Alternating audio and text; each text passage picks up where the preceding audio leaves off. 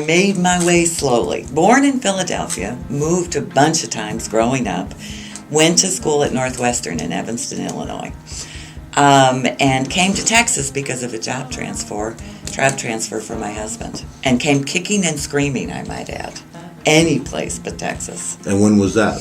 1999. Okay. Well, I had been to Texas to a conference, who knows when, and all I could remember was it was brutally killer hot and the traffic was bad.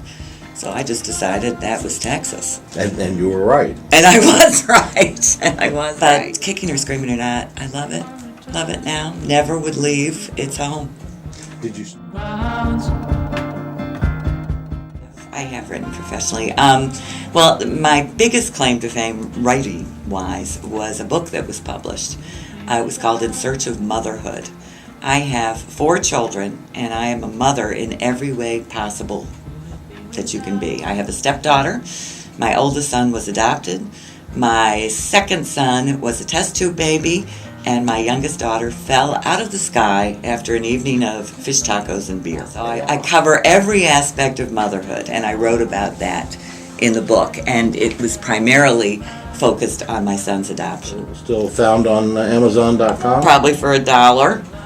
What? Or I could maybe give you a copy from the 603 that are in my garage. The main writing that I do now is I'm a frequent contributor to the Dallas Morning News. And it's about the Samaritan Inn. It's about my personal life and children. What I remember are stories you've written that are about your kids. Yeah. Well, they seem to be your inspiration on a lot of things. They certainly provide a lot of material that have pretty much documented their weirdness from birth to 18. I mean, people always say, you know, how do you figure out what you want to write about? Are you kidding? Are you kidding? Look around. The world is interesting and crazy and fun. Oh, yeah. So I was going to Northwestern, and I went to school, and my plan was that I was going to be a very famous actress. And in fact, I was a theater major. I was also a psychology minor, and as part of my minor, I was assigned an internship at a not-for-profit agency that served developmentally disabled children. And I was there for 3 months as an intern and absolutely was hooked. And really decided at that point that what I wanted to be was a professional do-gooder. I can't imagine doing anything else. I really can't. I'm not motivated by money. I am motivated by seeing change. I came to the Samaritan Inn 7 years ago. So yes, I was writing a monthly column and I was volunteering. And one of the places that I volunteered was the Samaritan Inn. The Samaritan Inn was half the place it is. 50% less employees, 75% less clients. It was just a small little organization that had been around for a long time but was struggling to grow. My primary job is fundraiser. Okay. We have a $2 million annual budget. Funding is being cut all the time. We don't rely heavily at all on government grants. So my job is to connect with the donors and to raise money to meet. That's why nobody ever wants to see me at a party. I walk in and they're like, whoa, I gave it the office. There's nothing like it. I mean, to see a family, and that's who we see most of the time, come in, they've been living in their car, let's say, for 7 weeks, they're down and out, depressed, don't think they'll ever get out of this cycle of poverty.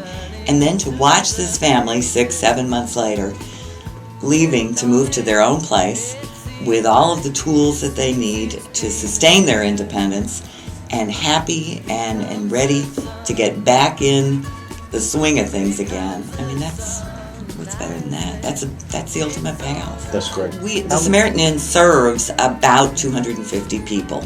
We have 160 people in our shelter, and then at least maybe 100 more in transitional apartments throughout the county and in our own gateway apartments. No, the program's not a one-size-fits-all program. A 28-year-old guy, single guy, will probably be able to save the money, get a job, and get out a whole lot quicker than a single mom with 4 or 5 kids. So we don't have a set time for how long somebody can stay. The average length is about 6 months. There's nothing typical about the Samaritan Inn, and there's nothing typical about me. It's a match made in heaven. That's perfect. That's perfect.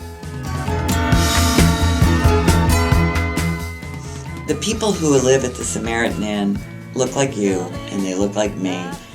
They're no different than us. Lots of times they have education, years of work experience. Some crisis has occurred. I think we're put on this earth to take care of one another. And making a contribution to the Samaritan Inn is certainly a way to help take care of somebody else. 250 people relying on you to get on with their lives. Yeah, and I never forget about that. I never forget about those people. And it is a huge responsibility, and it weighs heavily on me sometimes. But, so far so good. We're keeping it going. And I really believe, everybody says, they have to figure out the purpose of their life. Why am I here? All those big questions, and it takes a long time to figure it out. I know why I'm here. I'm an advocate. I'm an advocate for the underdog. And I've known that for a long, long time. If you think you have a story to tell, send me an email. But I have to tell you up front, it better be good. I hope you